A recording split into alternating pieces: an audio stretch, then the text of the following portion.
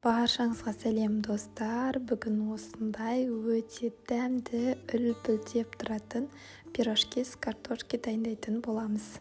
Ол үшін бізге қажетті заттар: жылы су, жылы сүт, ұн, бір дана жұмыртқаның ақ уызы, сары май, ашытқы, тұз және қант қажет болады. Грамдарын описание бөлімінде төменде жазып кететін боламын.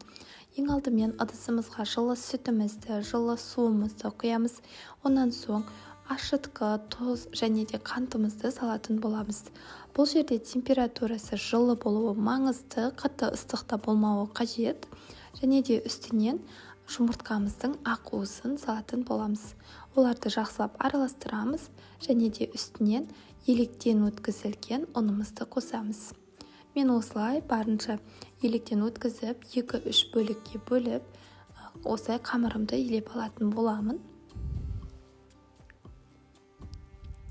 Мінекей қамырым еленді. Оның үстінен бөлме температурасындағы сары майымызды осылай қойып, жақсылап қамырымызды елейміз. Осы сары май салынған соң қамырымыз біркелкі, әдемі формада еленуі қажет. Шамамен 3-4 минут шамасында елесеңіздер дайын болып қалады.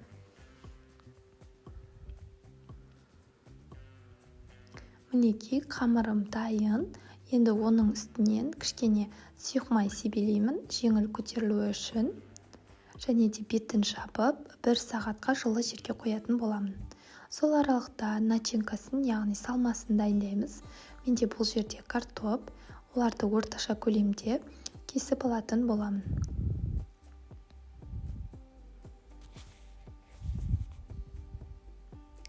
Барлығын кесіп алдым. Үстінен суымызды құйып, осылай орташа отта пісіріп аламыз.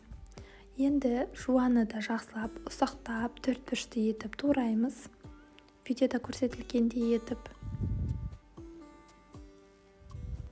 Онан соң оны қызып тұрған сұйық майды, яғни 3-4 ас қасық сұйық май қостым. Және де осы бір дана жуамызды жақсылап қызартып, қуырып алатын боламыз. Оттың астын орташадан сәл төменірек етіп қойсаңыздар болады. Мінекей менікі дайын болды. Енді оны аламыз. Картошкамда пісіп тұр. Оларды да суынан ажатып, тек қана картошканың өзін осылай ыдысымызға саламыз. Және де осы жуамызды қосамыз маймен бірге.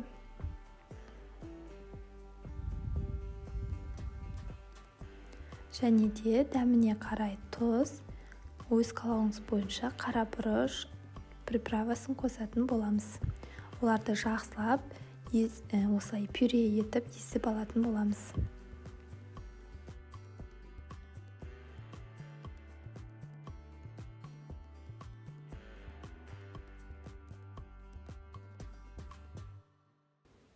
Мінекей дайын болды пюрем.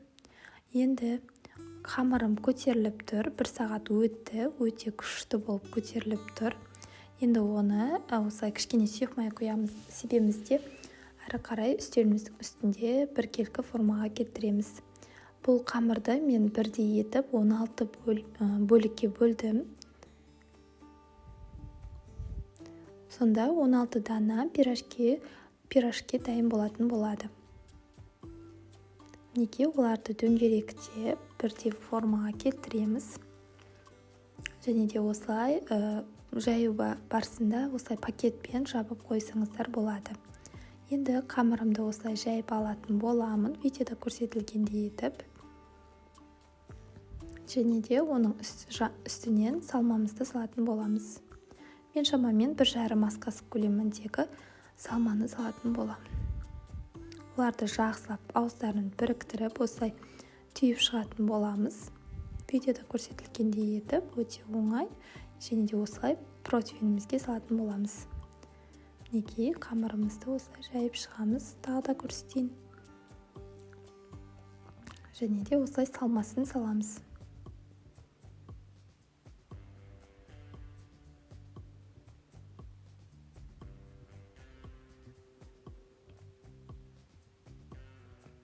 Жақсылап аузын түйіп, осылай біркелкі етіп түйіп шықтым.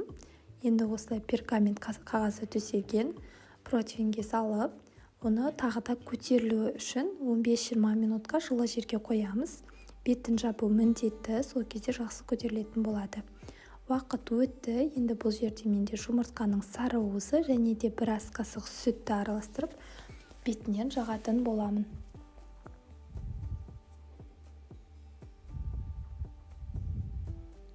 Барлық бөлігіне жеткізіп жағып шығыңыздар. Мінекей дайын. Енді бұны 200 градуста 20-25 минут шамасында духовкада пісіріп алатын боламын. Мінекей пирожкем дайын болды. Енді иісі өте керемет, иісі деген шығып тұр. Дәмі де өте күшті болып шықты. Осы рецептпен жасап көріңіз. Маған лайк басып, комментарий жазып кетуді ұмытпаңыздар. Сіздермен бірге болған Маратова Индира.